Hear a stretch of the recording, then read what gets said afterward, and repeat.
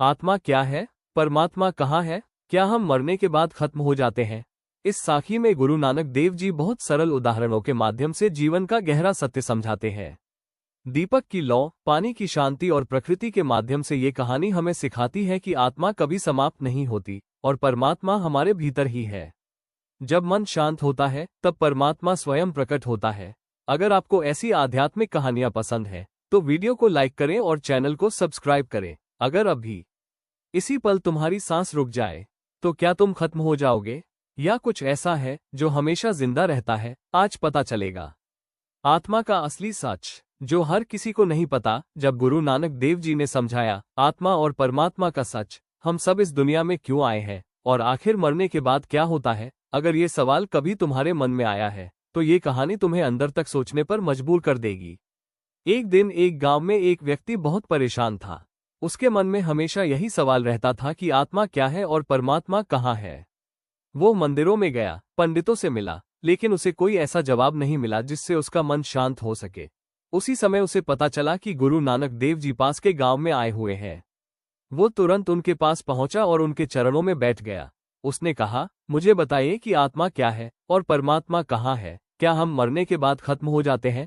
गुरु जी मुस्कुराए और पास रखे एक दीपक की ओर इशारा किया।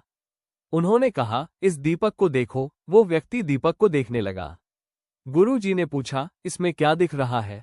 उसने कहा, इसमें लौ है और रोशनी है। गुरु जी ने कहा, जब ये दीपक बुझ जाएगा तो क्या रोशनी खत्म हो जाएगी या कहीं और चली जाएगी? वो थोड़ा सोच में पड़ गया और बोला, शायद रोशनी खत्म नहीं होती, बस दिखाई देना बंद हो जाता है। गुरु जी ने कहा, ठीक वैसे ही आत्मा है। ये शरीर सिर्फ एक दीपक है और आत्मा उसकी लौ। जब शरीर खत्म होता है आत्मा खत्म नहीं होती, वो परमात्मा में मिल जाती है। वो व्यक्ति ध्यान से सुन रहा था, लेकिन उसके मन में अभी भी सवाल था। उसने पूछा, अगर परमात्मा हर जगह है तो हम उसे देख क्यों नहीं पाते? गुरु जी ने पास रखे पानी के बर्तन की ओर इशारा किया। उन्होंने कहा, इस पानी में अपना चेहरा देखो। वो व्यक्ति पानी में देखने लगा, लेकिन पानी हिल रहा था, इसलिए उसे अपना चेहरा साफ नहीं दिखा।